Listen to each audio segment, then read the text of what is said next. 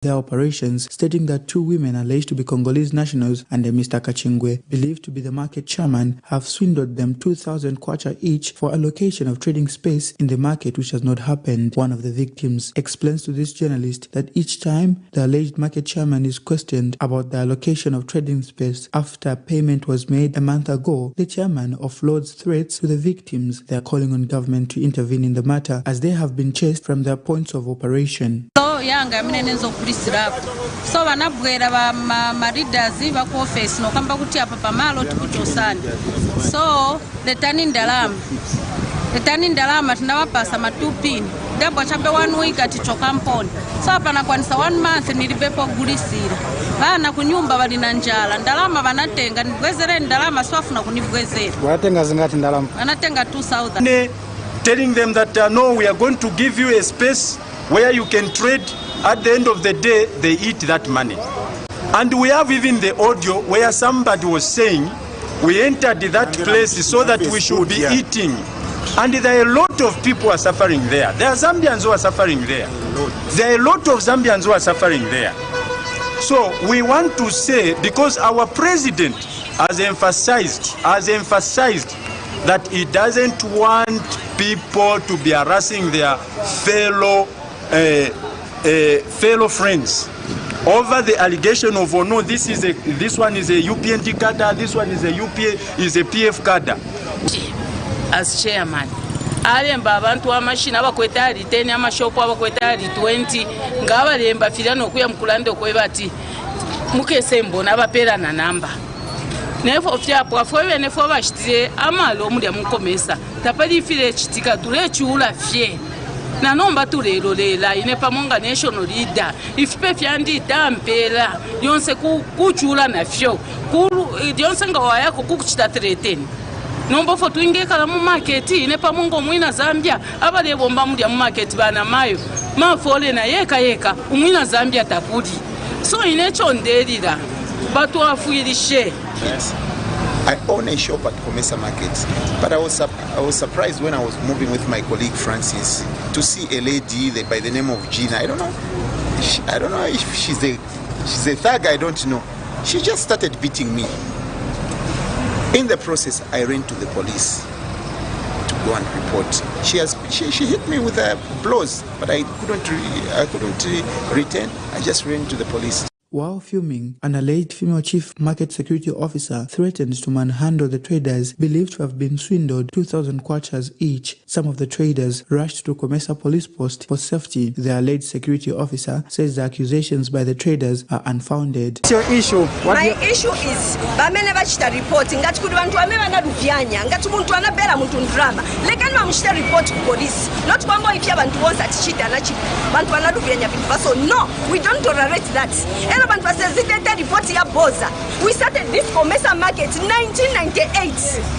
1998. Camnet TV keenly follows any development in this matter. Nelson Zulu for Camnet News, Lusaka. The National Union of Public and Private Educators of Zambia, NUPEZ, has expressed disappointment at the fact that Lusaka City has remained the dirtiest city in Zambia despite all government ministries being housed in Lusaka. Addressing the press in Lusaka Tuesday, NUPEZ Executive President Victor Muyumba says the line ministry tasked with the responsibility of keeping the city clean has failed in its duties and that the union will take it upon itself to find a solution to the challenge. Mr. Muyumba says what the country needs is a mindset change, and the union has since proposed that the country should come up with a one day in which people should park their vehicles and either walk or cycle for work to reduce on carbon emission. Here's a report. Over the past few years, Lusaka province has gained itself a record of being the dirtiest city in Zambia, with litter filling nearly every part of the central business district, drainages, and even homes. The National Union of Public and Private Educators of Zambia, NUPEZ, is since disappointed with government's failure to manage waste in Lusaka, despite all government ministries being housed in the province. Politicians are extensively traveled. They have moved, unless they come to tell me that the cleanliness they have seen elsewhere is as a result of accident. I need to learn about that. Is it by accident or is it by decision making? What are we waiting for, or who are we waiting for? Here is a restaurant, here is a garbage heap, and flies are all over. People are eating and watching flies. It's just like that. How do you expect to be healthy? NIMA, National Health Insurance Management Authority, will tell you that the money that you take there has been depleted already. Why is it depleted? Because we're a sick country. And sick because of debt. Go even to health institutions, clinics and hospitals, places where you expect it to be healed. If you go there healthy, you come back sick. If it's not flu, it's a headache or any other. Why? Because places are dead. The union has since proposed to the government measures to be put in place to manage carbon emission and protect the environment. Why should a district be dirty where you have the mayor, you have the district commissioner? Okay, why should Lusaka be dirty where you have all the ministries housed in here?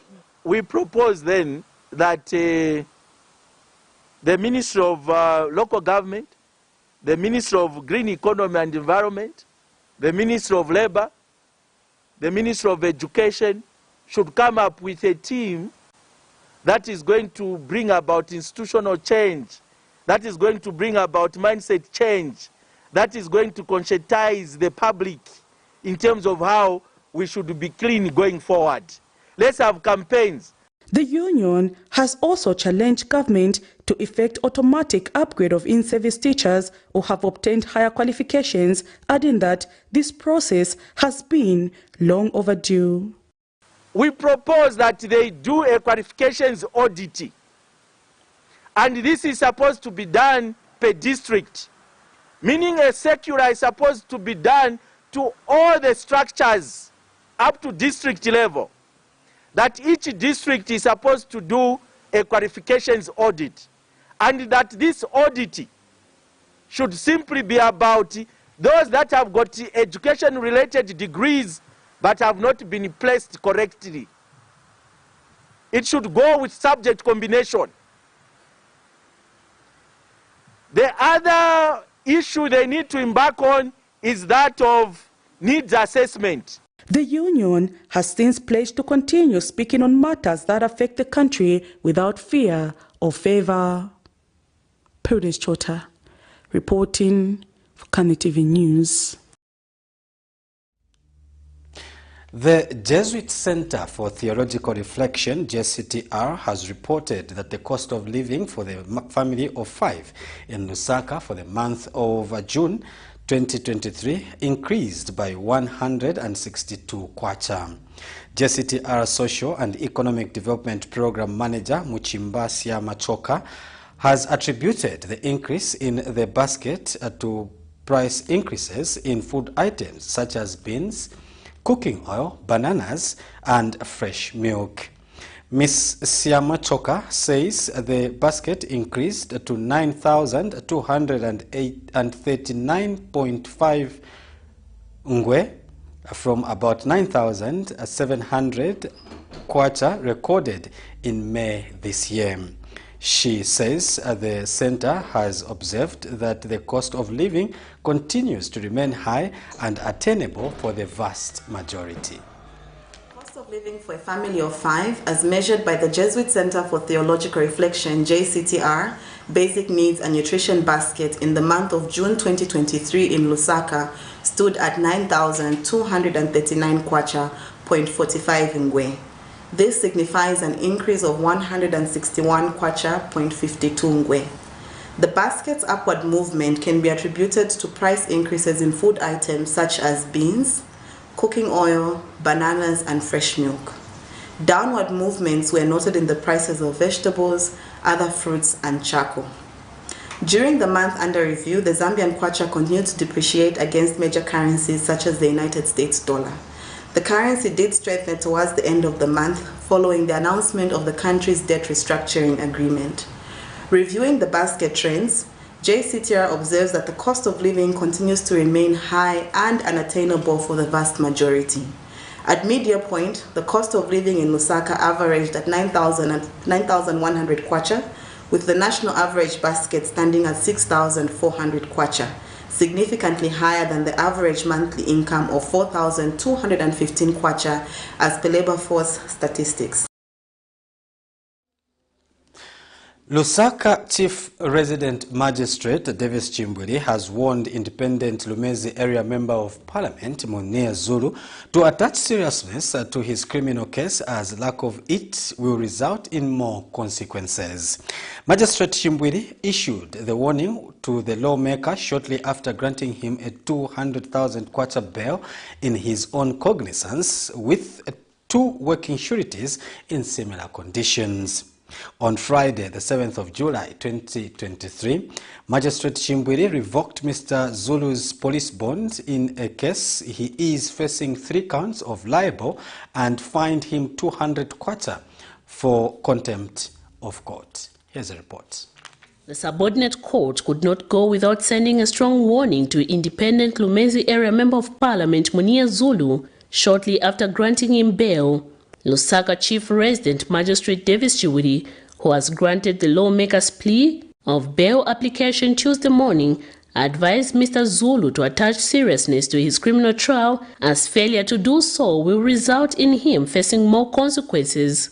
Magistrate Chimbwiri, who has granted Mr. Zulu a 200,000 bail in his own recognizance, with 2 working sureties bound in similar conditions, said he was not going to entertain any drama from the accused. Mr. Zulu, who secured himself bail this morning, had his police bond revoked on the 7th of July 2023 by the Chief Resident Magistrate following his failure to appear before court twice. On the actual day, the accused was also found guilty of contempt of court and fined 200 kwacha, while his surety was ordered to pay 100,000 kwacha cash for failing to facilitate the accused appearance before court. The outspoken lawmaker is appearing before the subordinate court on charges of libel after he accused Finance Minister Dr. Stombeko Mosokotwane and his Infrastructure and Urban Development counterpart Charles Milupi of receiving bribes. Knowing that he will continue to remain detained despite securing his bail, Mr. Zulu, in the company of his lawyers, rushed to another magistrate who had placed him on bench warrant to plead. Mr. Munia Zulu was placed on bench warrant by Magistrate Sylvia Munyinya after he failed to fulfill his surety obligation. He had signed as surety for former presidential political advisor Kaiza Zulu. However, Mr. Kaiza Zulu has been at large. The lawmaker was, however, advised to appear before court on the 18th of July 2023, as it is the date set for the return of bench warrant. Miriam Kaimba, reporting for Camnet TV News. An 81-year-old man of Kavuma village in Chongwe district, who was accused of trafficking in 68 grams of marijuana in 2022 but later acquitted, has dragged the state to the Lusaka High Court for unlawful prosecution. Mr. Taimwape had earlier commenced his petition before the Constitutional Court but later discontinued it. According to his petition, Mr. Mwape contends that prior to his recent arrest and acquittal, the Drug Enforcement Commission, DEC, had arrested him for a similar offense where he was convicted despite failure by the state to determine the required quantity of Delta-9 THC in the said drug. According to the Narcotic Drugs and Psychotropic Act of 2021, to ascertain the presence of marijuana in a product, there should be over 0.3% Delta-9 THC. Here's a report. An 81-year-old man who recently walked to freedom on marijuana charges has retained his earlier position to discontinue the case against the state and decided to continue with his lawsuit. Tai Mwape of Kavuma village in Chongo district had filed a petition against the state before the Constitutional Court immediately after he was acquitted from allegations of trafficking in 68 grams of marijuana. On the 29th of June 2023, Mr. Mwape discontinued his petition before the Constitutional Court. But desirous to pursue his lawsuit against the state, Mr. Mwape has rushed back to court, this time the Lusaka High Court, with similar reliefs that his arrest and prosecution was unlawful. In a petition filed before court, Mr. Mwape contends that prior to his recent arrest in November 2022 and acquittal, the Drug Enforcement Commission had arrested him for similar offense earlier where he was convicted despite failure by the state to determine the required quantity of Delta-9 THC in the said drug. According to the Narcotic Drugs and Psychotropic Act of 2021, to ascertain the presence of marijuana in a product, there should be over 0.3% of tetrahydrocannabinol, also known as Delta-9 THC. In November 2022, Mr. Mwape was arrested for trafficking in 68 grams of marijuana without authorization and had told the Lusaka Magistrate Court that he was using the said for medical purposes for his grandson. Luckily, in January 2023, he was acquitted after establishing that the prosecution team failed to determine the required quantity of Delta-9 THC in the drug. Mr. Mwape, who now claims that he was earlier unlawfully prosecuted and convicted for a similar offense, is seeking damage. The 81-year-old also wants the court to order that his previous arrest, prosecution and conviction without establishing the content of Delta-9 THC in the substance allegedly in possession was unconstitutional, illegal and void. In his petition, the plaintiff has cited the Attorney General and the Drug Enforcement Commission as respondents. Miriam Kaimba, reporting for Camnet TV News. The Ministry of Green Economy and Environment says the Zambian government has adopted a comprehensive approach to managing the adverse effects of climate change whilst promoting environmental sustainability, food security and peace. Ministry Permanent Secretary Dr. Dauti Chibamba says the approach comprises 3 key strategies, among them the implementation of innovative climate financing mechanisms facilitated by the Securities Exchange Commission, which has been pivotal. The Permanent Secretary explained that this includes the issuance of green bonds, which enable investments in sustainable projects and initiatives. He said his strategy promotes a more efficient allocation of resources in mitigating climate change. And speaking at the same event, Deputy Director, Policy and Planning in the Ministry of Agriculture, Paul Mumba, says the workshop is important in setting the agenda for climate change mitigation and adaptation, peace and security in Zambia and the continent. Also recognize the interplay between climate change, agri-food systems and security, climate variability and mainstreams, intensifying inequalities, increased tensions and conflicts, leading to poverty, hunger, displacements, and weakened resilience. Therefore, fostering peace and stable environments and creating resilient systems is essential for sustainable food, land, water systems, and overall human security. The government of the Republic of Zambia, with support from other partners, is committed to addressing the effects of climate change through the Ministry of Green Economy and the Environment. The ministry that is mandated to promote climate change adaptation, mitigation, and overall coordination. In this regard, we are developing a national adaptation plan, a NAP, which is almost completed. This is giving us the blueprint to address impacts of climate change, both in the medium and long term, and we are confident that aspects of peace and security will be reflected in this strategic document.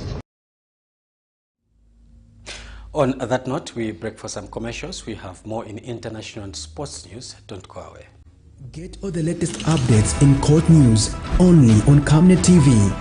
We take you and make you feel part of the court sessions through our in-depth coverage of the adjudication process.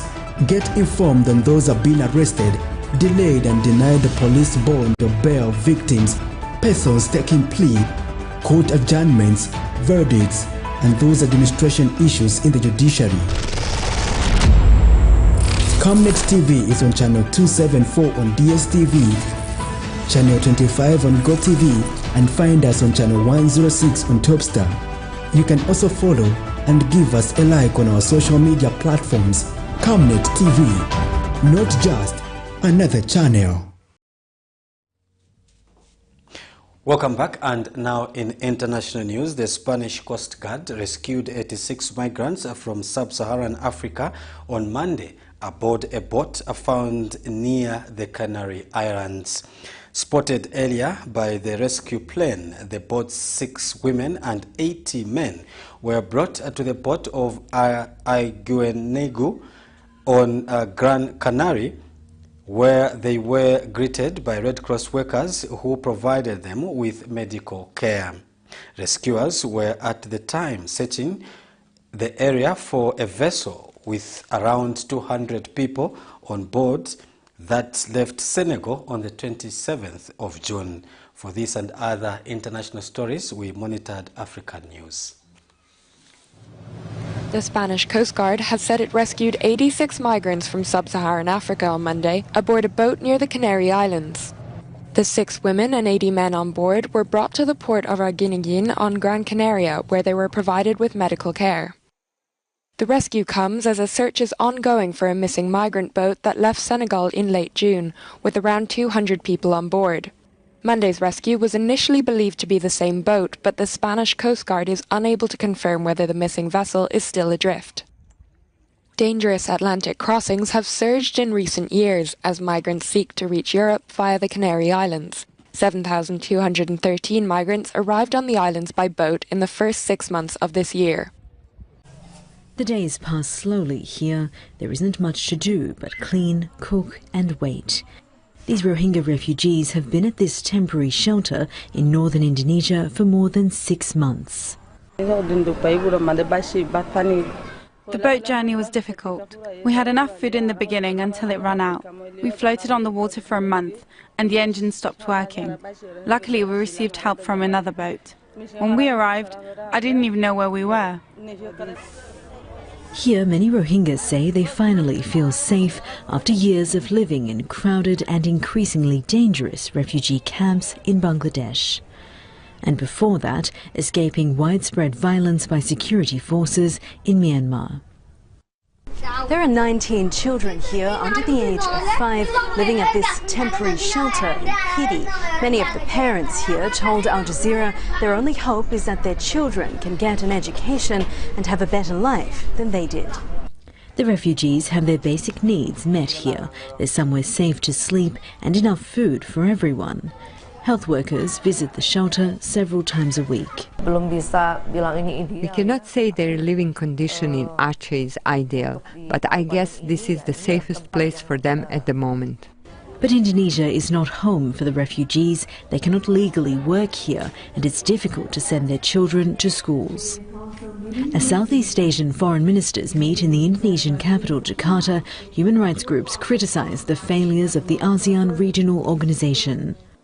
ASEAN is really unwilling to deal with this crisis, and this goes back a long way. I mean, we've been seeing Rohingya boats making these perilous boat journeys for more than a decade now, and what we've seen is a maritime game of ping pong where countries simply force boats back out onto the high seas and don't want to take responsibility.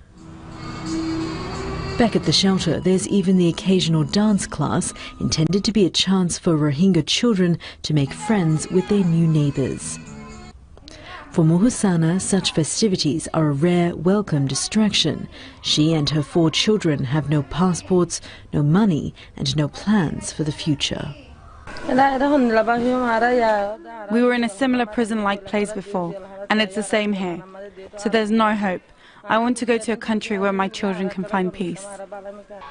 Lately, she says, she's starting to doubt whether such a place exists. Jessica Washington, Al Jazeera, Aceh, Indonesia.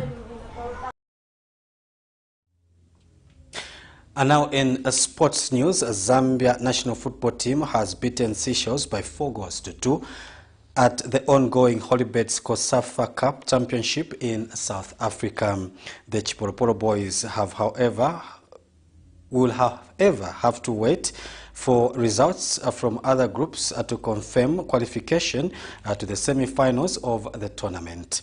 Zambia allowed 2 late goals after a comfortable 4-0 lead. They took the lead in the 11th minute after Red Arrows striker Albert Kangwanda's left-footed strike. Defender Kilian Kanguluma doubled the lead from close range when then Gordon Mashata made it 4 minutes later, while Power Dynamo's Frederick Mulambia scored the 4th goal. Here are some of the highlights. Left and right, stretching that defense. Here's a chance! Let bang! Beyond Mitchell. They came with intent. That ball in your post. Keeper doesn't hold on. There's a chance. Perry. Good hard running here. Could be a chance coming up. They back across and problems for the Seychelles and Zambia.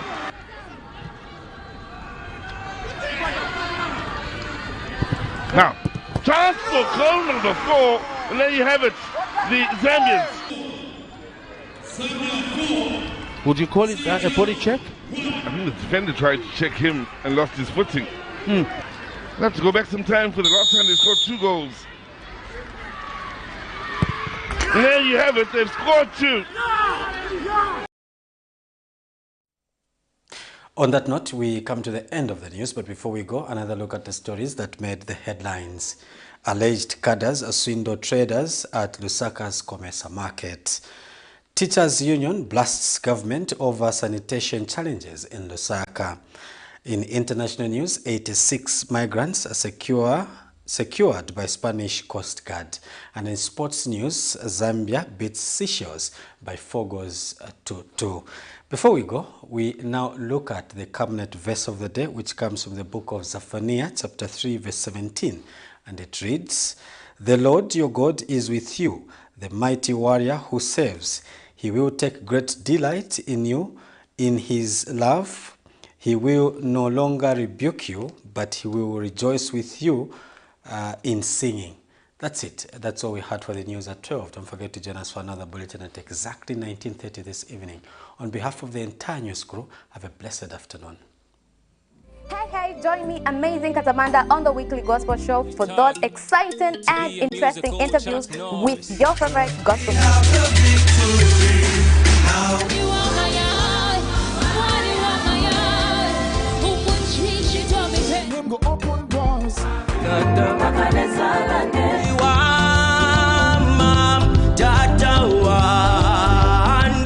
Hold on to me when it's too dark to see. You cannot put your power back to war.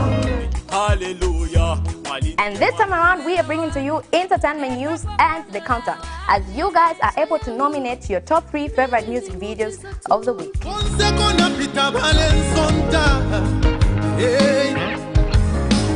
Remember, it's every Saturday at 10:45. You can also catch repeats every Monday at 10 hours. Camnet TV is not just another time.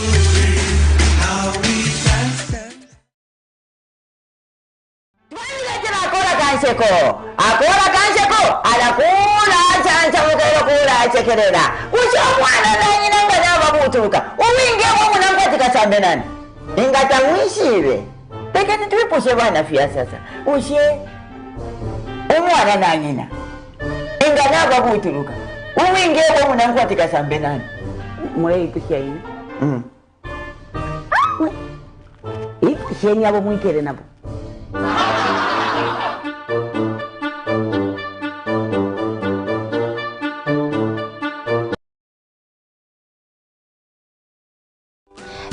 time! Camnet TV brings to you an exciting kid show called My Creation.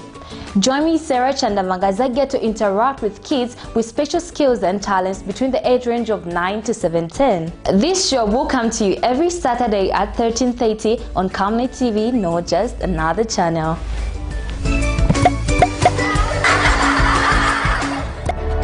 Water is life. Each drop counts and each must be cherished. Our tried and tested product meets all international standards. With our smart drip technology, we aim to deliver precision irrigation designed to reduce blockage and wastage, ensuring a high yield. Renglow, your smart irrigation partner.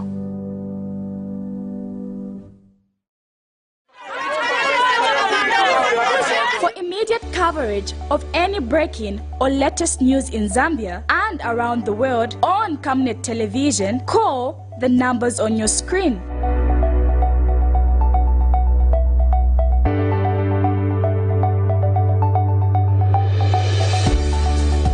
Camnet Television, bringing to your screens fair news, impartial news, credible and reliable news all the time. Get the whole truth on Camnet World News.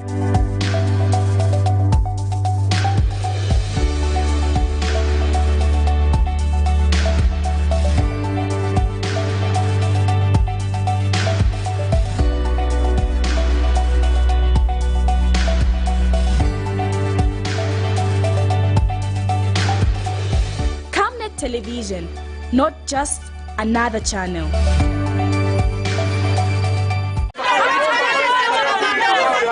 For immediate coverage of any breaking or latest news in Zambia and around the world on Camnet Television, call the numbers on your screen.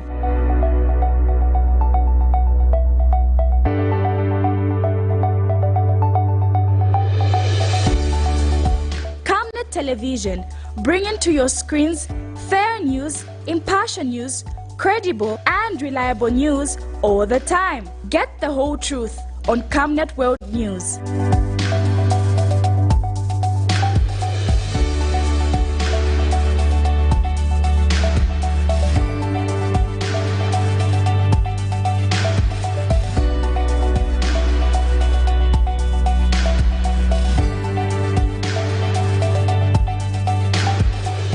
Camnet Television, not just another channel.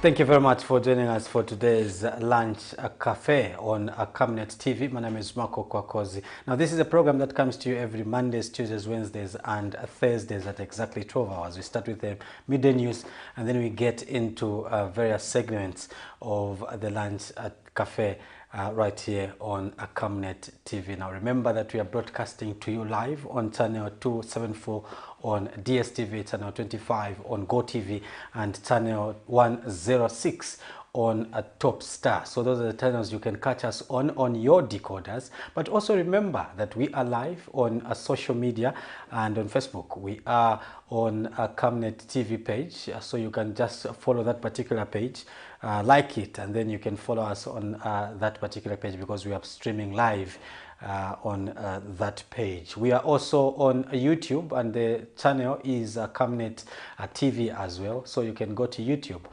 We are also streaming live on this particular page, so that's where you can catch us on this particular program. Now remember that this program has a lot of segments which bring to you nothing but the best of what is happening around the country in current affairs, and also we do take you back in memory just to look at what used to happen in those years on this particular day.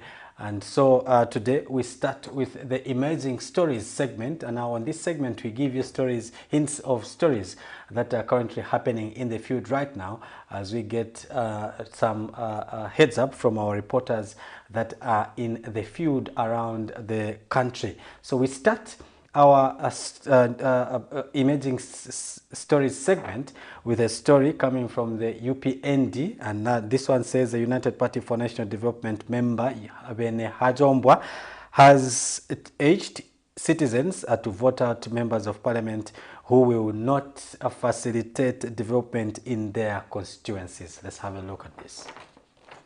Why are we not seeing projects in your constituencies? Nobody must put the blame on the president. The president has done his part. Shared the money equally across the country. And if your MP, those of you who are watching, if your MP is not functioning well, 2026, teach them a lesson if they decide to stand. Because even myself, I will not campaign for a lazy MP who just wants to eat against the wishes of the people, where his people of Zambia want to see development. People of Zambia want to see change. And the president has done a decentralization policy, brought in change at grassroots level. What are you doing yourself? That is important to ask. Areas where the SG was going, some of them we saw that their MPs are sitting on the CDF, their councils are sitting on the CDF because the council chair is PF. CDF must not be politicized, colleagues from the media. Let us handle CDF like a national campaign. Let us handle CDF like a national empowerment platform where all of us must benefit. But if we shall handle CDF in a scenario where no ngatwaye bomfya CDF mwala mwana fintu fyala chinja, then HH wakamvotera futi, whether you like it or not, we are going for a second term because the people of Zambia have accepted the debt restructuring deal. The people of Zambia have accepted the free education. The people of Zambia have accepted the massive recruitments. The people of Zambia have accepted the fact that the UPND government has restored peace in the country, order in the country. This is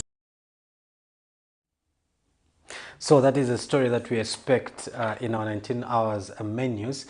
Moving on, the Advocates for National Development and Democracy Executive Director Samuel Banda says due to non-functionality of KCM Mopani copper mines, the Copper Belt province is slowly turning into a ghost region. Now, Mr. Banda says economic activities has come to a halt there are no jobs and businesses, and people in this area are struggling to survive. Let's have a look at this. Due to the non-functionality of KCM and Mopani mines, the Copper Belt province is slowly turning into a ghost region due to the non-functionality status of KCM and Mopani mines. The copper belt economy, the business activities there, they have reduced. Economic activities have reduced. There are no jobs and business opportunities. And even the small businesses which are there, they are finding it difficult to survive. The 3 million metric tons copper production target set by the government by 2031 may not be achieved if this delay by the Minister of Mines to address the non-functionality status of KCM and Mopani mines continues. Therefore, we wish to reiterate our position as a consortium that on the 12th of August 2023, we shall protest and petition our Republican President over this continued delay by his government, as we have the confidence that he will be able to address this matter positively. So moving on, former Luapula Province Minister Derek Chilundika has been welcomed by the United Party for National Development members. President Hakainde Hichilema fired Mr. Chilundika following the emergency of incriminating audios. The recordings allegedly reveal Chilundika's involvement in illegal mining activities related to the rare gemstone sugilite and his attempt to secure a hefty kickback of a 2 million kwacha. Chilundika's arrest follows his alleged participation in carrying out illegal mining activities without a valid license.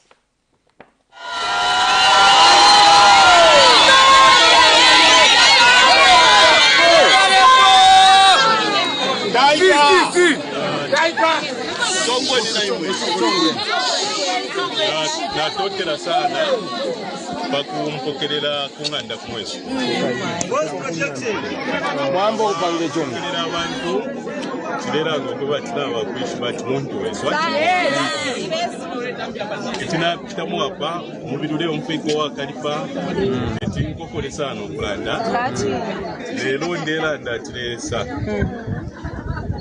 umipala n'okumitungulula alakonkanya kumipala eshu iliyo bosi abantu bekatene mulwani kenge tiye twekatane mumbere chapa mo bantu kwebe takwetamaga banike chinga chimo atwala defingi bantu amaliashi yala amen so lekentule konka efunge yala amen Manu maefunde, kile konka po.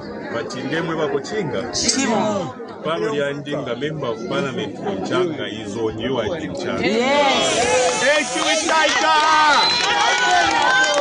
Not allow the devil to bring in Changa. Yes. To be going forward. Forward. Zambia forward.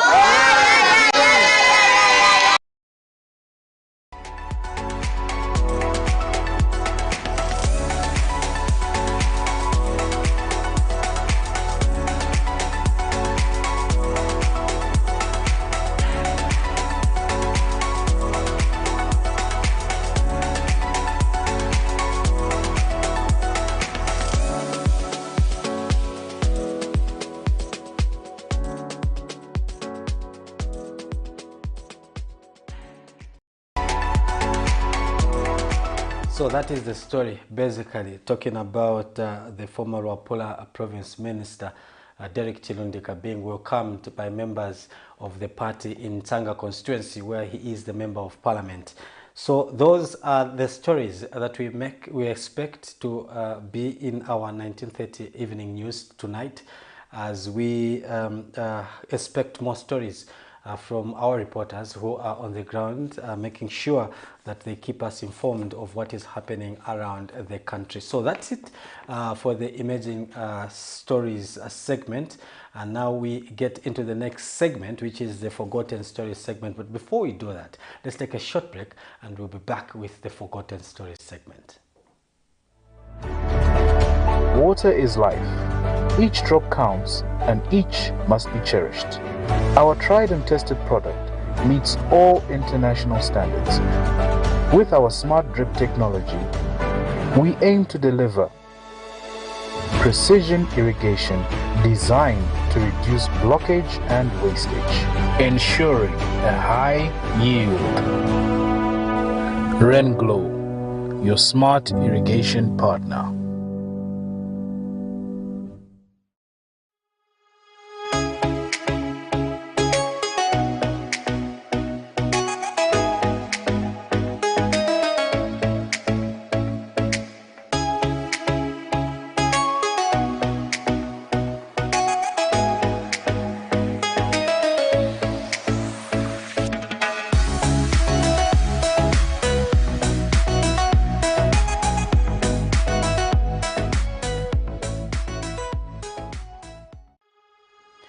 Welcome back. So that was the emerging stories that we expect to see in the evening news. Moving on, we take you back in time now, some stories that were happening on this day some few years back.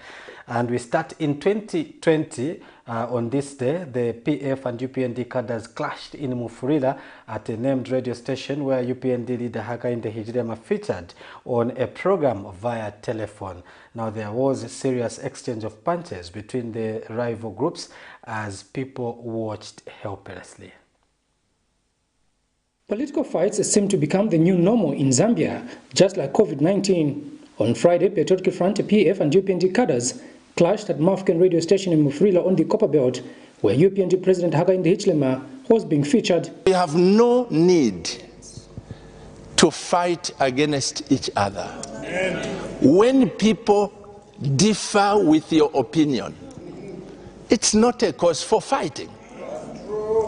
And you must understand that there is in the law what is called freedom of expression and also freedom of belonging to where you want.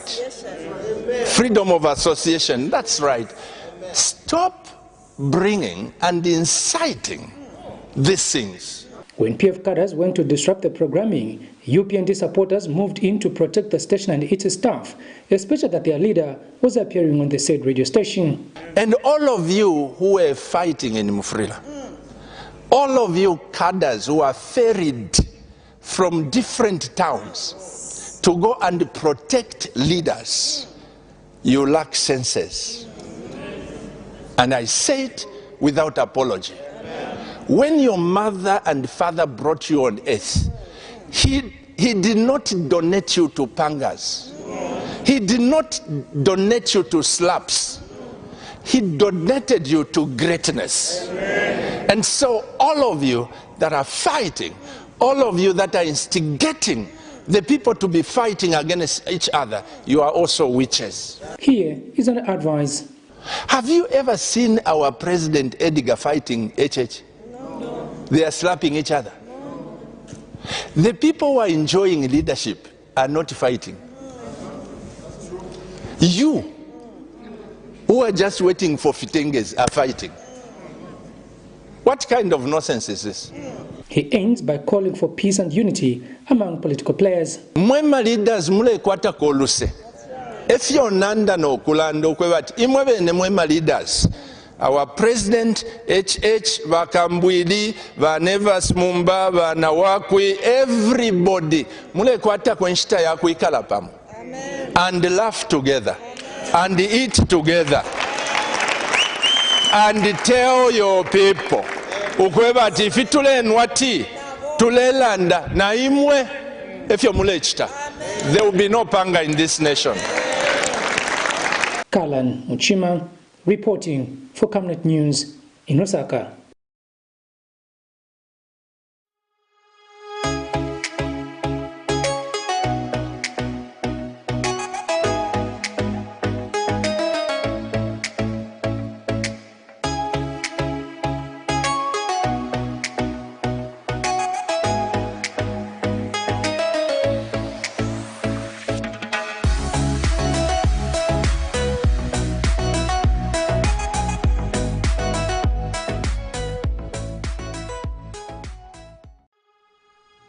Now, following that particular clash, President Edgar Lungu had called on his party members to refrain from violence. And the SACOD Executive Director Boniface Chembe had said that the call to tell members of the Patriotic Front to refrain from political violence was timely. As SACOD, we welcome the call for restraint by President Edgar Lungu to all members belonging to the ruling Patriotic Front following the incident that transpired in Monze. The call for restraint is key in ensuring that our leaders contribute to conflict prevention in our country, especially when the situation appears to be contributing to conflict escalation. Violence only breeds violence. And if leaders do not call for restraint, the violent communication that the country has witnessed in the last several days, and also through calls for political apartheid by way of declaration of no-go areas, the country would be at risk of having citizens being hurt almost at will. An example is the recent happenings in the Mufulira district on the Copper Belt province of the Republic of Zambia, where there was political violence witnessed between cadres belonging to the ruling party and also opposition, UPND, which of course is unfortunate and regrettable. Now, moving on to 2021, on this particular day, the opposition leader, Hakainde Hichilema, and 5 others asked the Lusaka High Court to enter judgment in default of appearance and defense in a matter where they had sued the state seeking payment of damages caused to his home in 2017. Now, Mr. Hichilema and the 5 claim that the state failed to file defense in the matter despite being served with the originating process.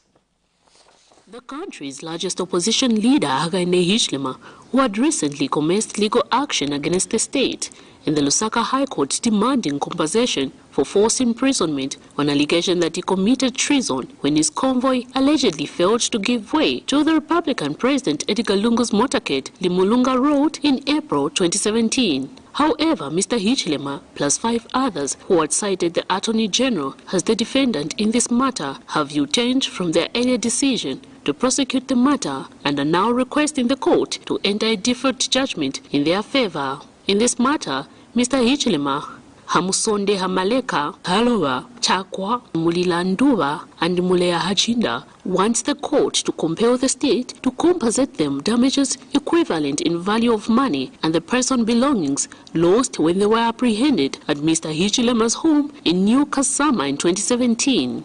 In an affidavit in support of summons for leave to enter judgment in default, the plaintiff states that on 13th May 2021, they served the state a letter enclosing right of summons, statement of claim, list of documents, list of witnesses and copies of the letter of demand. They submit that despite being served with a said originating process, the state has neither entered appearance nor delivered its defense. Recently, the Lusaka High Court ordered the plaintiff to make progress in the case within 7 days or it was going to strike out the case. In May this year, this matter was commenced but had been dormant due to failure by the state to file its defense. The court faulted the plaintiff over the state's delay. They now want the court to grant them the relief sought because the defendant has not shown any interest to defend this case. Miriam Kemba, reporting for Camnet TV News.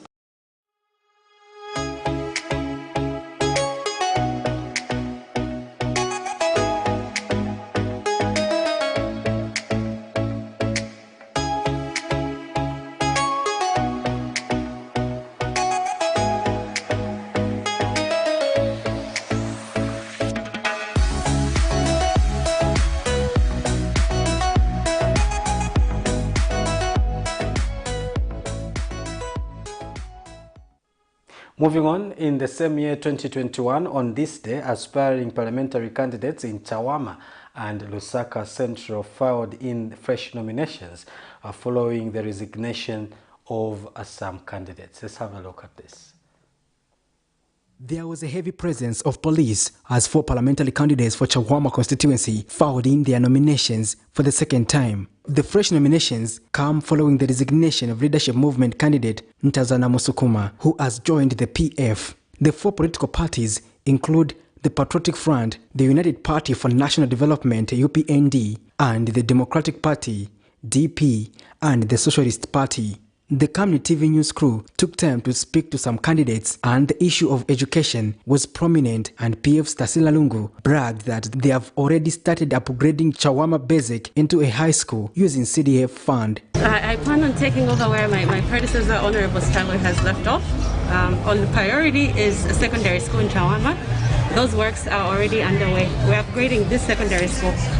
So this primary school to a secondary school, and we hope we won't have any more interruptions. How confident are you of this constituency? Very confident. The party is very popular.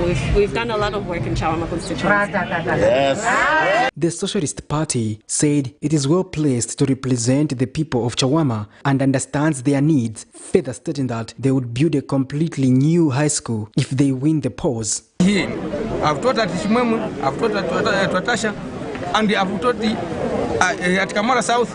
People were coming from this school, so I know their needs.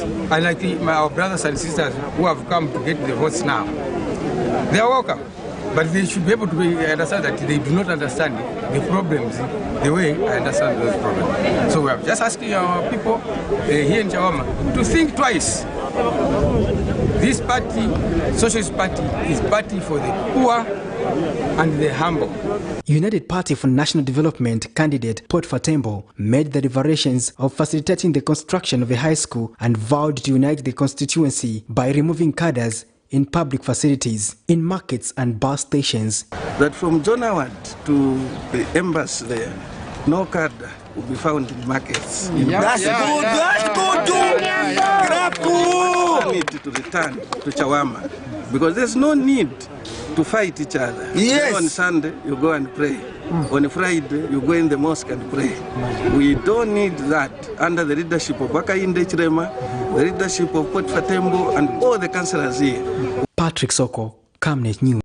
Meanwhile, Lusaka Central, a constituency in the heart of Zambia, covers central and eastern part of Lusaka, divided in 4 wards, with an estimated population of about 500,000. Monday, 12 July 2021, the constituency managed to successfully receive parliamentary nominations, among them an independent candidate, Musaiwale Mulewa. Patriotic Front aspiring candidate Margaret Manakatwe says the refiling in of nominations has not affected her campaign, and she predicted victory in the tightly contested seat.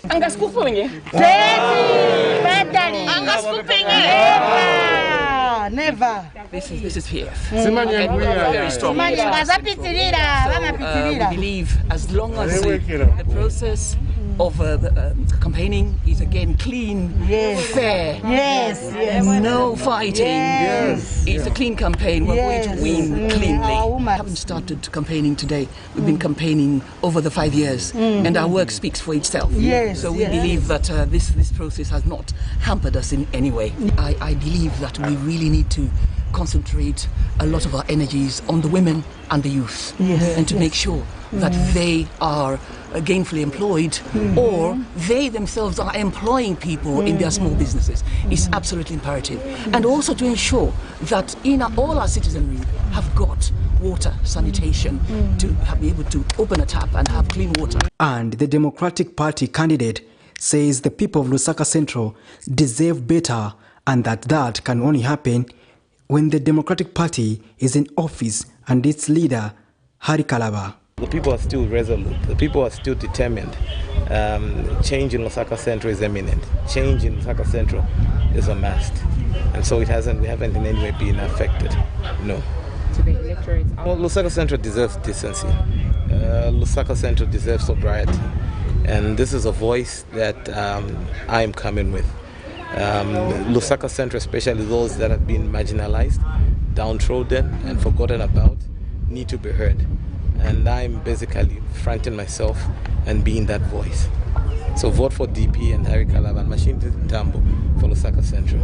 Others who filed in their nominations are Movement for Multi-Party MMD candidate Fosile Sichinga and Molambo Haimbe of the United Party for National Development UPND. Patrick Soko, Camnet News. And President Edgar Lungu. And we are happy that our candidate by the name of Tasira Lungu has managed to file in the nomination. So the campaign continues because we've been on the ground. And we expect by 12 August to carry the day both President Edgar Lungu, Tasira Lungu, the mayor and the councillors. What is your word to the youth in terms of campaigning violence? Of course, PF has always been campaigning based on the issues. But I think we don't need violence. We want peaceful campaigns, and I would appeal to all the youths countrywide, our members, to ensure that they avoid violence at all costs.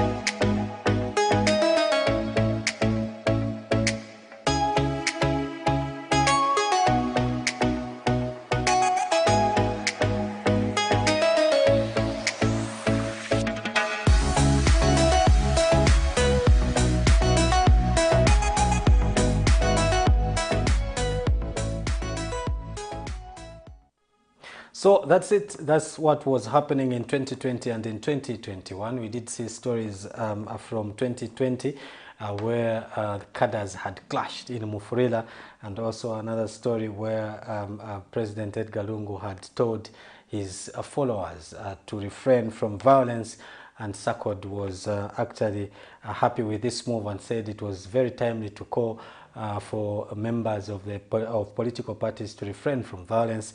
And also we did see another story where President Hakainde Hichilema, then he was an opposition leader, where he requested the High Court to enter into a judgment of default in a matter where they had sued the state seeking payment for damages that were caused to his home in 2017. And also we did see another story where the candidates in the parliamentary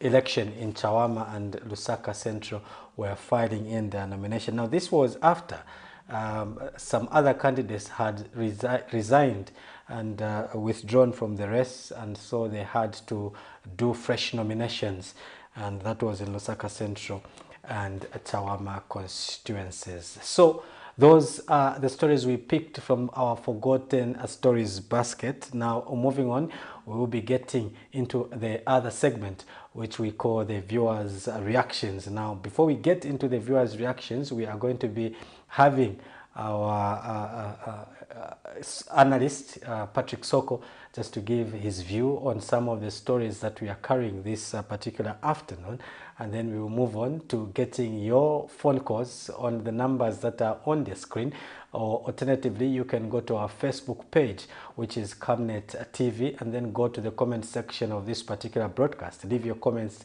there.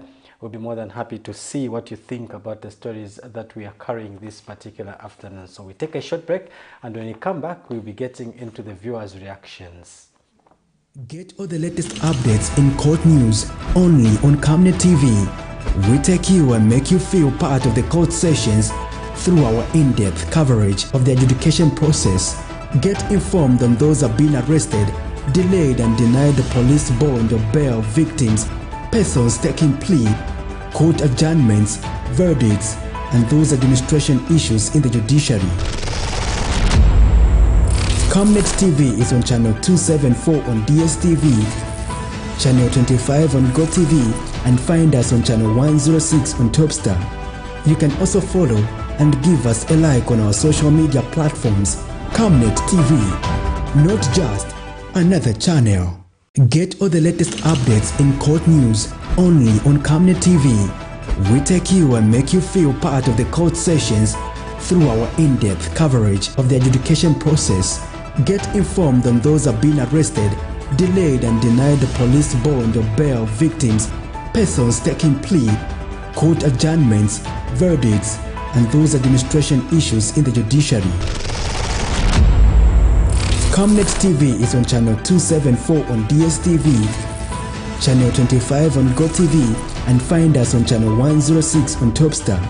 You can also follow and give us a like on our social media platforms.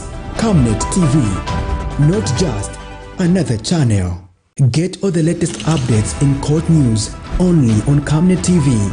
We take you and make you feel part of the court sessions through our in-depth coverage of the adjudication process.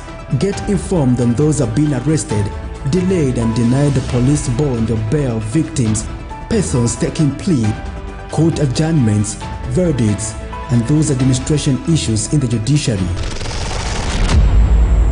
Camnet TV is on channel 274 on DSTV, channel 25 on GoTV, and find us on channel 106 on Topstar. You can also follow and give us a like on our social media platforms. Camnet TV, not just another channel. Get all the latest updates in court news.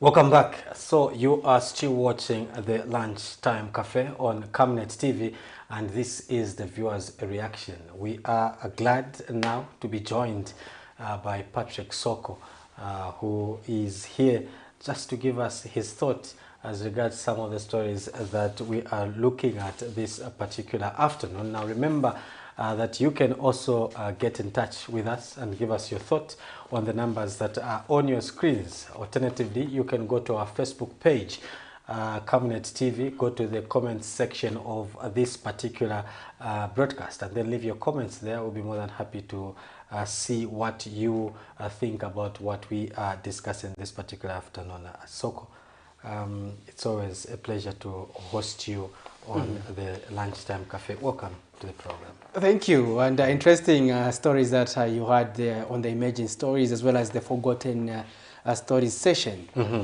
The emerging stories, we did have a story that spoke about the United Party for National Development urging members of the general public, citizens, to vote out MPs that are not going to facilitate for development. And also the other story was from AND. They continue speaking about the mines, KCM, and of course Mopani on the copper belt. They say the copper belt is almost getting into a ghost region because of the non-functionality of these two mines. Another story that we did have on our emerging stories is a story about the former Rapula province minister going back home in Chingola, where he was welcomed by members of the UPND in Tanga constituency, where he is MP there. Your quick thought on the stories that we saw on the emerging stories?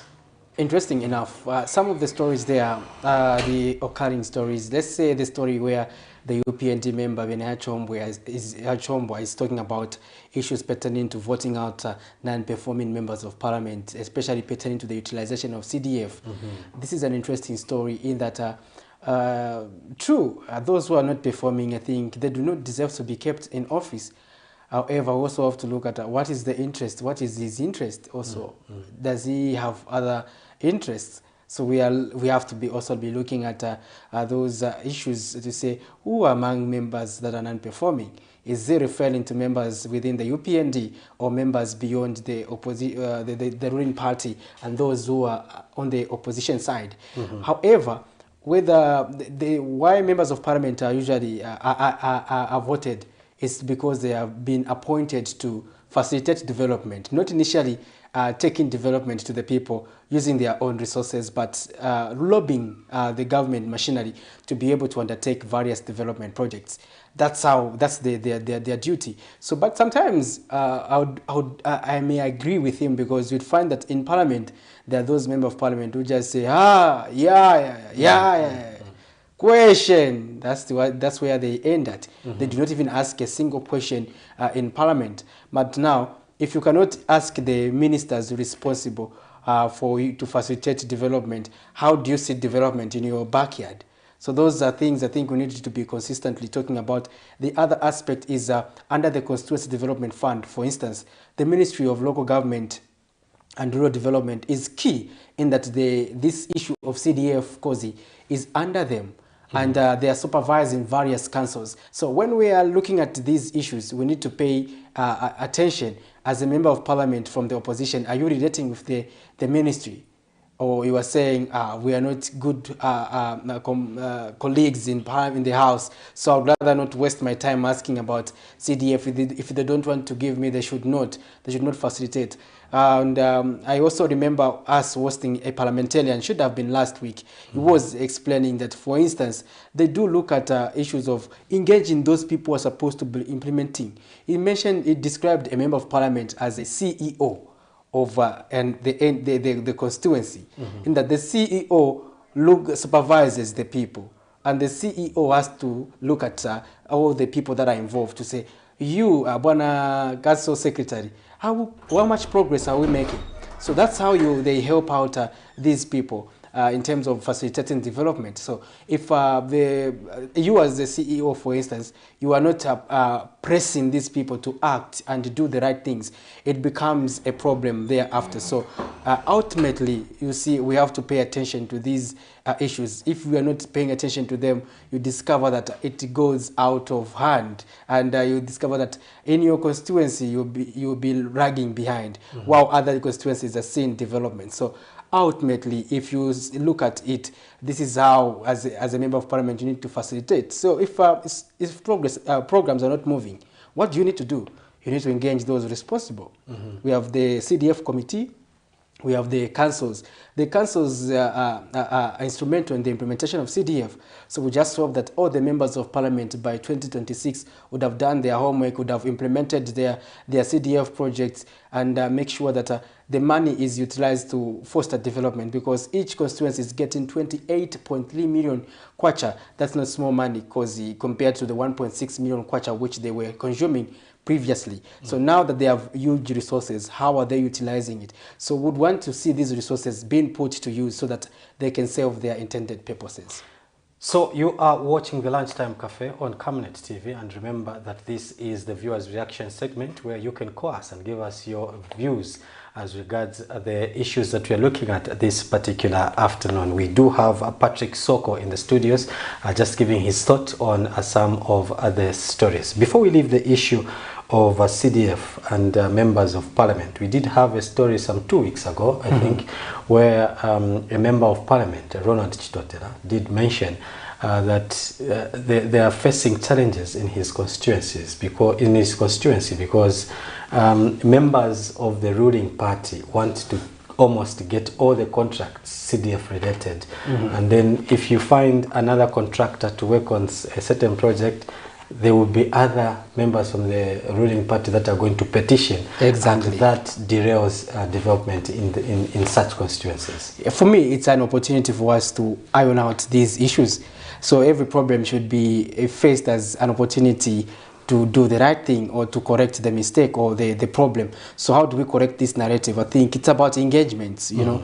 even when we're doing the bidding process and everything, let's make sure that competent people are qualifying, and when we're awarding, we should be able to satisfy everyone around. It also borders on transparency and accountability. So if the processes are held in an accountable and transparent manner, you'd find that there will be few aggrieved persons. And all those also, whether sometimes, business, that's not the way business works. Sometimes because you may get it today, sometimes I may get it. So if I get it, it shouldn't be a problem for you. Just work hard next time and get the contract next time.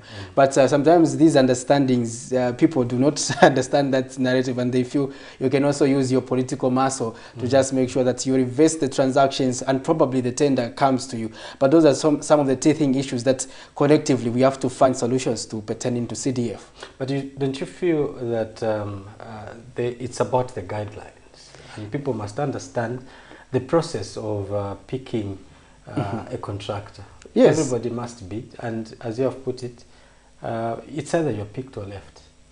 You mentioned a very important aspect, the guidelines. So even, for example, it's part of the guidelines that you should follow the procurement process. But again, it's also part of the guidelines that if you are aggrieved, you should challenge the decision. You can appeal the decision. Then if it is nullified, the process can be held again. You understand? So we also follow the ZPPA Act, the Zambia Procurement Act. Now, if we are also following the, sometimes you can follow the law, but still people will still argue that this is not correct. I will give you an example of an interesting story where the Security Companies Association of Zambia want to take ZESCO to court because they feel the way they handled the procurement of security companies to provide security was not transparent, or does the selection criteria, they're raising concerns in that, for example, Makokwa Bakery, it should be providing security services as opposed to for example, Soko Security Company. So those are concerns they are raising. So you can, if you look at it, you can say they are raising a genuine concerns. But if you also, the ZES could argue to say, if as long as someone is registered and they have tendered the right documentation and say they can provide this service, and they have justified how they will provide the service, we have the right to give them a contract. It doesn't matter whether it is Kokwa Bakery. If they are able to provide security services as well, we'll give them. So those are some of the arguments. But both of them would still argue based on the law. No wonder we also have referees in this case, the Zambia Procurement Authority. We also have other committees that sit that can be able to address this. You can also petition through the Ministry of Local Government and Rural Development. So there are various issues, but that, like how I'm saying, if it has been identified as a major problem, then we need to find a way of simplifying it to make it not undermine development, because what has been happening is that because the process of appealing may also take 6 months. It means that a project won't be able to commence within that 6 months, and the people want to see development. I'm just going to give you an example. That's not the actual scenario in Chawama. People in Chawama want to see the construction of a mortuary there. But do you know that up to now, there's nothing indicating that the mortuary is coming at Chawama First Level Hospital? And people were concerned. So there are these other teething issues based on the guidelines that are undermining that process. And however, who is suffering at the end of the day? It is the people who are not able to afford to continuously take people to their loved ones, their deceased loved ones to UTH, because that's the case now. So now, if we are delaying all these things, at the end of the day, the people who suffer are those on the ground. So do you feel that it still remains fair to say if somebody has not delivered development in the constituency, they must be voted out, considering what we have noticed here, that there are a lot of hiccups? Yeah, I think for sometimes it matters. You may say someone has not delivered, but probably if you look at their profile, for example, they have been someone who has been lobbying COSI. They have been making effort. Does it mean you should also vote them out because probably based on not their inefficiencies? Does that mean you should vote them out because probably they would have done their part, but others are failing them? Do you have to vote them out? So it depends. But it depends. There are many parameters you can look at when assessing your member of parliament. If at all you feel they have saved or not saved, then based on that you are able to make a sound decision. You can also join in this conversation by calling us on the numbers that are on the bottom of your screens. You can just dial them, and you can also go to our Facebook page, which is Camnet TV. Go to this particular broadcast. It is live on Facebook, and then go to the comment section. Leave your comments there. We'll be more than happy to look at what you think about what we are discussing this beautiful Wednesday afternoon. Moving on, another interesting story is about the mines on the Copper Belt, and the advocates for National Development and Democracy, Executive Director Samuel Banda, says due to the non-functionality of KCM and Mopani copper mines, the Copperbelt province is slowly turning into a ghost region. Now, Mr. Banda says economic activities have come to a standstill, and that people have no jobs and businesses, and that they are struggling. The issue of KCM and Mopani has been running for years now, and thinks that this matter must be concluded. People on the Copper Belt are suffering because these mining are not in operation. Yeah, ultimately, for example, mining is a key sector of Zambia's economy. Hence, there is no doubt that any lag or lapses in the mining sector tend to affect not only the Copper Belt's economy, but Zambia's economy overall, because mining forms part of Zambia's export portfolio, in that the larger part of our traditional export is copper, and we continue to export, and that's what stabilizes our currency. So now, if you see that Konkola copper mines and Mopani are not operating at optimum level, what that means is that economically also it means that we are being affected, because ultimately we are not getting enough dollars from our exports. So how do you expect us to make progress? And to the contrary, you may discover that, for example, Zambia's trade balance with countries like South Africa is an imbalance, in that we import more from South Africa than we export. So, but currency stability depends on more exports compared to more imports. So if we maximize on production, it means that we need to export more than we are importing. But to the contrary, we are doing the opposite most of the times. So, but how do we strengthen our currency there? So our currency is being affected. So when we talk about issues pertaining to Konkola copper mines and the Mopani mines, they are key sectors of the economy. Undoubtedly, they are key mining firms that we need to pay attention to as a country. However, these discussions pertaining to Konkola copper mine and the Vedanta and the government have stalled for a long time. We were told that we were likely to get closure probably in the last quarter, but now we're in the second quarter. The second quarter will be coming to a close, and if we do not make traction around this issue, then I don't know, because government and the Vedanta decided to discuss these issues outside the court.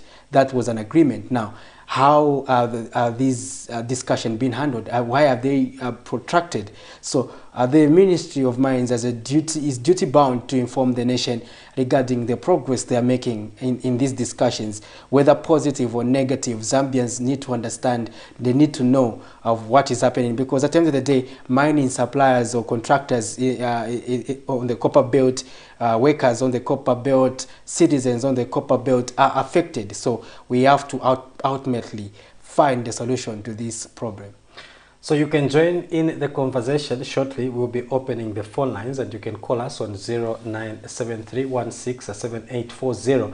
That's the number you can dial and get in touch with us as soon as we open the phone lines. Now, in the previous budget, the Minister of Finance had said that they wanted to increase copper production. But we have a caller. Before you come in, we do have a caller on the line. Hello, good afternoon. Good afternoon, sir. Your name and where you are calling us from? Yeah, my name is Mr. Mwenda. I'm calling from Lusaka. Mr. Mwenda, please go ahead and give us your thoughts. Yeah, that man has explained very well.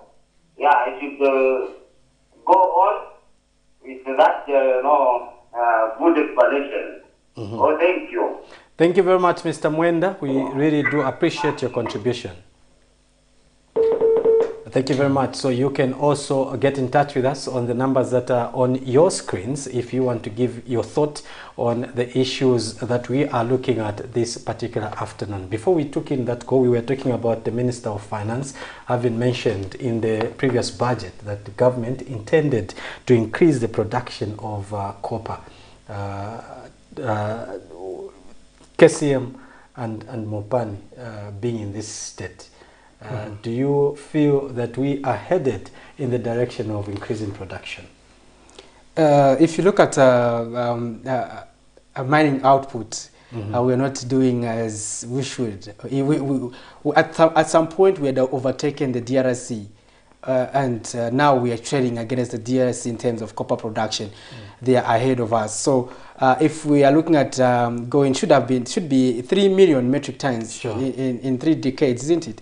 We are looking at it's an ambitious arrangement by President Hakainde Hichilema to make sure that we maximize on copper production and overall export. So if you look at that, that's an ambitious target. But what we are doing at the moment is that we are dragging this ambitious target to increase the mining output through through the dragging of talks pertaining to these mines, because if these mines are fully operational, like operating at optimum level with new capital injection, it means that they'll be able to double or triple their production and contribute to the current mining firms that are exporting, such as First Quantum. So now, how do we make sure that these mines also start operating? Because we are delaying the vision. What I've also learned is that in life, because procrastination is not good for your development. Even yourself, because the tendency of saying, I will do that tomorrow, tends to overall affect yourself, because you don't know what tomorrow comes with, you understand? So it is the same even at national level. So we have to stop procrastinating and make sure that things that need our urgent attention are attended to. Ultimately, because we have to look at how beneficial are those mines, especially when they are operating at full capacity. Full capacity with a fresh capital injection and a fresh investor confidence. All those things, cause would mean a fresh arrangement, especially for the people on the copper belt. They'll feel a sigh of relief, because ultimately you can imagine these mines were providing a lot of pieceworks for many people. A lot of people, if you are a contractor, because you are supplying to the mine, you are also an employer, also employing others who are following you. So you can imagine now you are no longer doing that function or performing that function. What does that reflect? It means that all the people who have been supporting, you can no longer support them, and they can no longer support their families. So ultimately, affecting, for example, one entity tends to affect a number of people in the same value chain. So ultimately, we have to make sure that these talks are addressed as early as yesterday for us to make progress. Let's move on. The next story talks about former Luapula Province Minister Derek Chilundika has been welcomed by United Party for National Development members in Antanga constituency. Now, President Hakainde Hichilema fired Luapula Province Minister, Mr. Chilundika, following the emergency of incriminating audios. Now, the recordings allegedly revealed Chilundika's involvement in illegal mining activities related to the rare gemstone sugilite and his attempts to secure a hefty kickback of a 2 million kwacha. Now, Chilundika's arrest follows his alleged participation in carrying out mining activities without a valid license. I don't know how to put this, but he was being welcomed by the members of the UPND. But look, this is a man that has been fired for doing illegal things. I can give you my analysis based on 2 factors. If you're a parliamentarian and you have a long hand, people will be there for you even if you are in trouble. If you are a parliamentarian, you have a short hand, people won't come to your head. I hope you mean this metaphor. You understand this metaphor? Yeah, sure. Yes, and I hope our viewers understand. But again, well, these political activities usually are sponsored. I hope you understand what I mean again. Sure. So you'd find that, for example, you are the main, you say, Pamene Nifika, I want more people to be there. So booking animal bus. So booking animal bus. Sometimes it's a distance, and how would you expect people to have reached that And far? I've learned that it is very cheap. It's maybe just 20 kwacha each, and the bus is filled. Yes, you can do 20 kwacha each. You also hire the bus. So they will come at that you see, for example, every time political party leaders are appearing in court, especially it was so fashionable, especially with the MMD, PF, even UPND. When a prominent person is appearing, they have people to provide solidarity. But you, cause you can go to the court, no one is coming to provide solidarity. Now, the obvious question is that how did they predict that this case is coming up for hearing? The idea there is that it's a psychology they apply. For me, that's my analysis. The psychology is that you create a perception that you are highly followed, and more people follow you. And even when the judges, the magistrates, when they are making a decision, they think twice, because before. Hello, you can take. We do have a caller on the line. Hello, good afternoon. Good afternoon, sir. Your name and where you are calling us from? Mutale from Karurushi. Mr. Mutale, thank you very much for coming through. Please give us your thought. Yeah, as far as I'm concerned, me, I'm a miner by profession. And I've worked in Kongola mine as number one shaft for quite a long time. That mine is the wettest mine. You don't in the world. So that's for that the prediction of saying we are going to produce so much copper. The blue line. Let me put it in my language, remember. Sure, sir.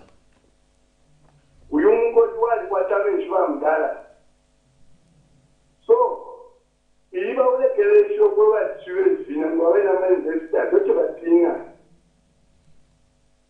When I walk the plan, we are going to extract copper for you, broke of war.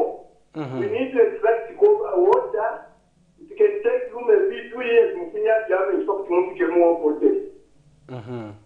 Now, umuntu dash mine, adela ndisa but mine wana tula ndemweba. Uteko kupote kwa mano. Sumba mama nzemwe mapati mwa polena kapata shua. Luko ngula kalwe katie. Nama tama gratuition nga batabika mwa kolola mwa magreta benyama. Gratuition ko tubero la mandi. Namuti ngola mwine abantu bashinja kwa nkoti but it's pathetic today. The other thing I want to tell you is that technology has been out of my mind. Why not one by 20? Pastor, one machinery, squad, I'm a dump truck, I'm a road clean, I'm a boomer. She was what I want to the number 1 2 shift. When are you going to create employment for my industries? We are not actually. I was going to work what I was telling my machine for a what about Japa, where is Mama Tandano? This was they started stealing copper, put up a better concentrator. Permanent. But where are the tax holidays? Where are we, Gambians? So, what can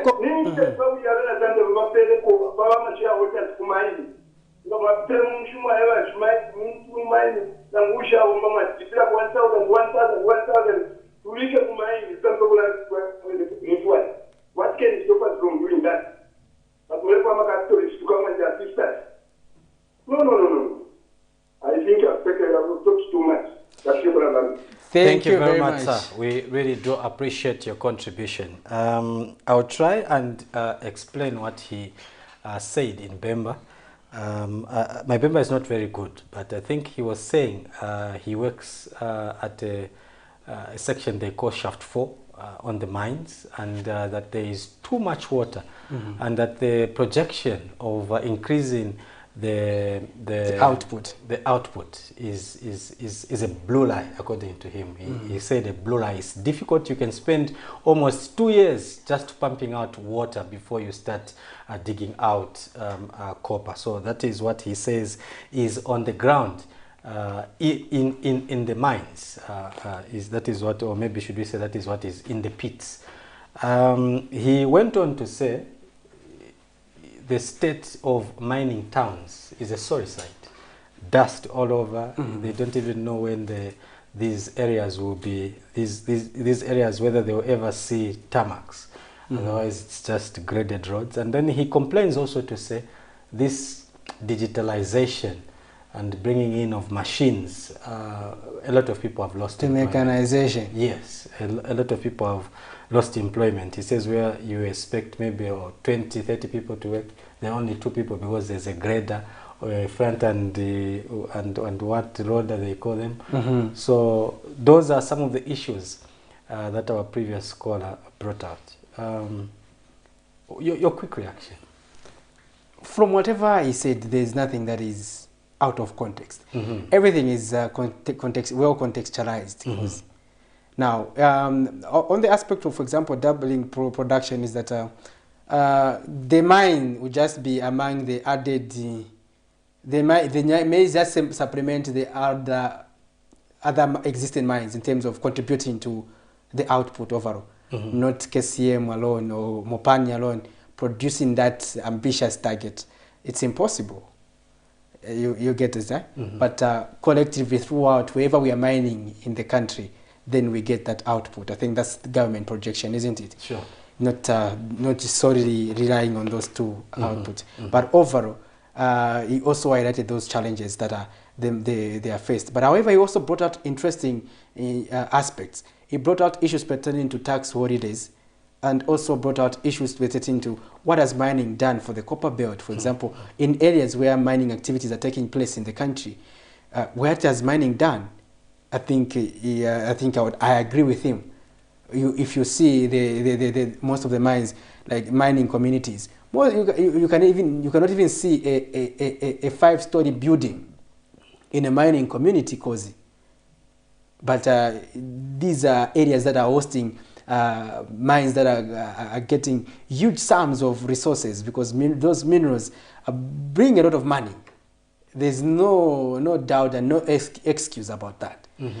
But what has mining brought in those communities? So we say we have mined for this long. We should also be seen to see we have built the nation with these resources. And especially the hosting community, there's also what we call corporate social responsibility. So it means that overall corporate social responsibility programs or social programs are not as effective as they should be. So now it is a reminder for us as a country to do the right thing, even as we formulate the budget. Let's see if we can get another call. Hello, good afternoon. We lost that one.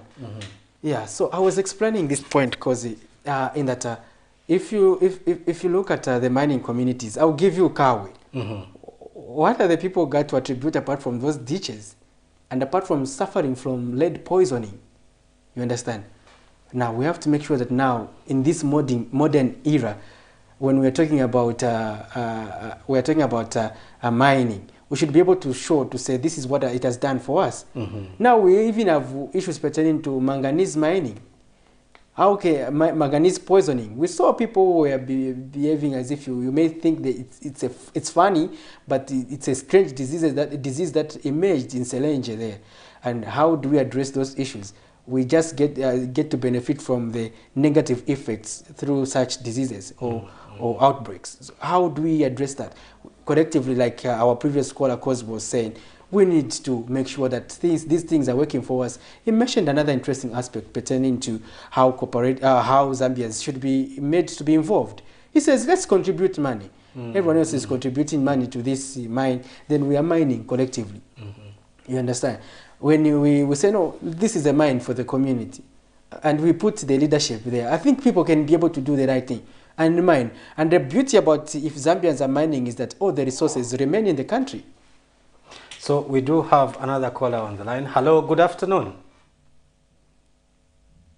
Hello? Your name and where you're calling us from?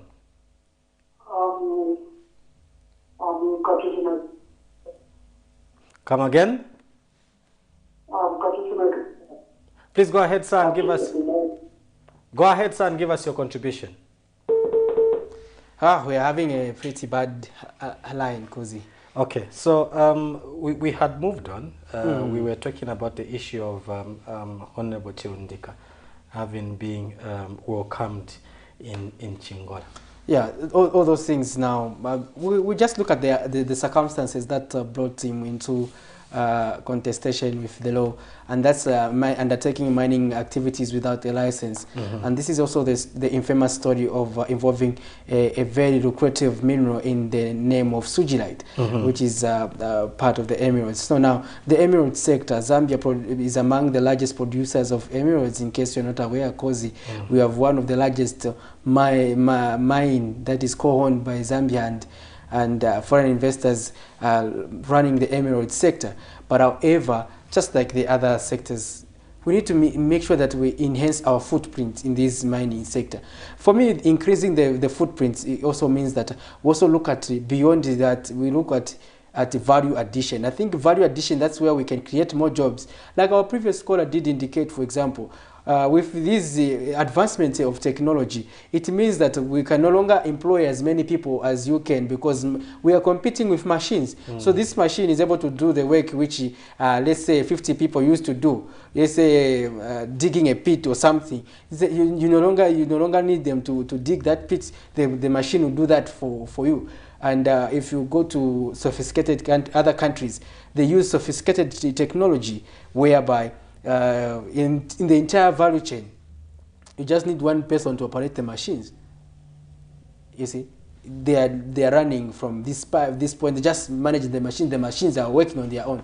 Now we have to also focus for that coming future. Now, as a people, as a country, we need to look at that already. Like you are aware, Kozi. The mining sector can no longer employ as it used to employ in the past. You see, because these machines are doing most of the job. Now, where can now people get jobs? I think it is through value addition. You see, then value addition would enable us to employ a little bit more people as a country. So if we need to be looking at those options, and how are we positioning ourselves for the electric vehicle industry as a country? Are we going to be exporting everything we are getting from the ground and benefiting those countries that have these electric vehicle? We have this mining, these minerals. They should be able to work for Zambians. Most of the Zambians haven't even seen how, for example, copper looks like.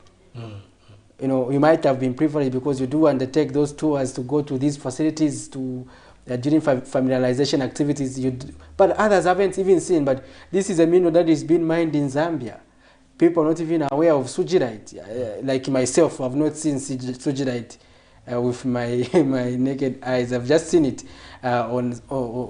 through images that I can get. Yeah. So, but Zambians should be the ones leading the way and knowing these minerals and getting involved. No wonder you find that immediately. Why, for example, in the same sugilite scandal, we had Afghanistans involved. Maybe this brings me to the next issue. I know that we don't have enough time, but there was complaints that the process of acquiring a mining license is very, very difficult, and Zambians find it difficult to get mining licenses. That is why there is too much illegal mining. Yeah, you're right, and to a certain extent I would agree, because sometimes the process is tedious, And sometimes people would also exploit the weaknesses and opportunities, because you discover that probably the authorities may not even come here in the next 1 month. I can take advantage of this and mine and what I can. I extract what I can. So those things do happen. You understand? It's just like the simple issue of street vending, where if you see that the council is docile, they don't do anything, you continue trading in the street. At the end of the day, what you do need, it is money. So if the authorities or people involved don't want to pay attention, what do? People always find ways of surviving. They always improvise, Cozy.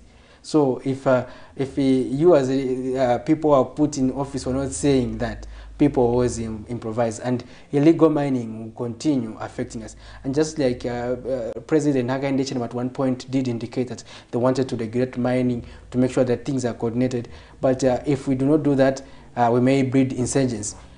It was right to say that, but if but that's what is happening. We're not doing the right things. So we are still seeing a lot of illegal mining activities taking place in various parts of the country. So how do we combat that? And we have to make sure that things are easy for Zambians and things are difficult for foreigners. I think for me that would be my take, because if Zambians participate, Cozy, believe you me, I think if you progress, I think I would benefit from your progress, as opposed to someone I do not know coming from somewhere there in the name of foreign investor. But even as much as we want foreign direct investment, we should first of all look internally, inwards. What can we do as a people ourselves? Quickly, on the Forgotten Stories segment, we did look at a story where PF and UPND cadres had clashed in Mufulira. This was when opposition leader then, Hakainde Hichilema, was featuring on a radio station via telephone, and then the PF members and the UPND members in Mufulira had clashed. And then also we did look at a story where President Edgar Lungu had called for members of his party to refrain from violence, and then Boniface Chembe, the executive director, SACOD, was saying this was a very timely call because there was quite a lot of violence during that period.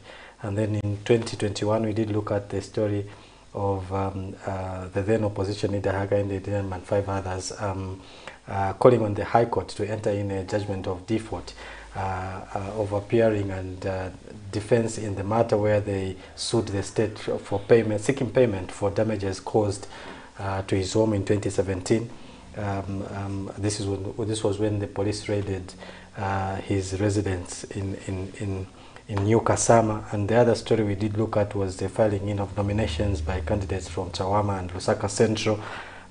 This was after some candidates had stepped down and they had to file in fresh nominations for the 2021 general elections in Chawama and in Lusaka Central.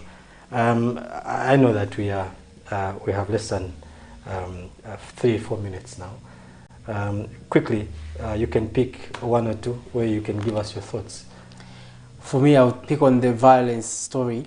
It's just a reminder that, like the one I like this segment, the Forgotten Stories segment, because it reminds us of where we are coming from, you know, and it is a very good program for accountability to remind our leaders on various commitments and pronouncements they make on national matters. So that story pertaining to political violence, it reminds us of the future, where we are going, because every time we have elections in this country, we have issues pertaining to political violence. And as you can see there, we had issues pertaining to violence. And these are a reminder that we need to make sure as we strengthen our democracy as a country, we curtail elements that undermine our democracy, such as political violence, because violence is detrimental to national development.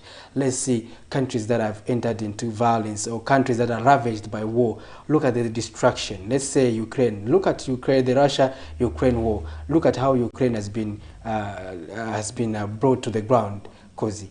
You can imagine what kind of such infrastructure. If there was a way, for me, I would have said, can you, before you start the war, can you bring this infrastructure? It comes to Zambia, then you continue fighting there. You can imagine you have to start afresh. You see, but this is the destruction that war can lead to. And for example, conflicts bring a lot of chaos. For example, if you are a breadwinner and you have been hacked, you can imagine what happens due to political violence. You are killed. We had people who lost their lives prior to the August 12, 2021 general election.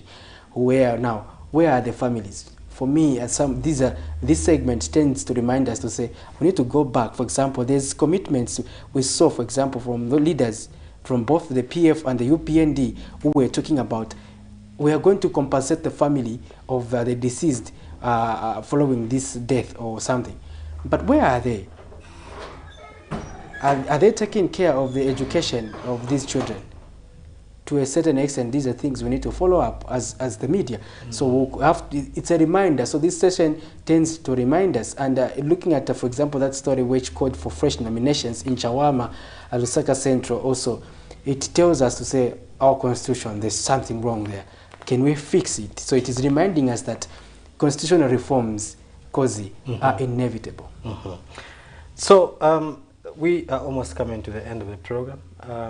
In your concluding remarks, what would you want to bring out? Well, as I wind up our conversation, I would like to just thank the viewers for watching us, and as we just take a look at some of the stories under emerging stories and forgotten stories, as we bring our own analysis for also those who called in to give us their views. At the end of the day, it's a platform for knowledge sharing and making sure that we also get our viewers abreast with what they should expect pertaining to news and developments that are happening in this country. So my thanks goes to the viewers, because every time we are live on Camnet TV, they do come through to just make sure they support us, and that shows that we have a growing movement behind us. But we want to serve the people better, and that's why we continue to create interactive platforms, and we want people to be engaging via various platforms, such as we have a WhatsApp number now, where people can send us their voice notes. They can send us stories that are happening in their various localities, so that we can get to follow up. We can interact now via text messages. We can interact via our live feed on WhatsApp, on Facebook as well as YouTube. And we are also now on TikTok as Camnet TV. And soon we'll be going live on TikTok on various programs, and make sure that in case you are a follower of that platform, you won't miss out in terms of news and entertainment when it comes to Camnet TV. So that is it. That is all we had prepared for you on this particular program, which is the Lunchtime Cafe on Camnet TV. But remember that at the end of this month, we do have the Zambia Agriculture and Commercial Show, and Camnet TV will be available to provide those stand coverages for you and whatever you'll be exhibiting at the Agriculture and Commercial Show. So do make sure that you get in touch with our marketing department, so that we do come and give you the stand coverages as you exhibit your products and services at the Zambia Agriculture and Commercial Show. On that note, we come to the end of today's Lunchtime Cafe. Don't forget to join us again tomorrow at the same time as we bring to you another exciting and educative program. Have a blessed afternoon.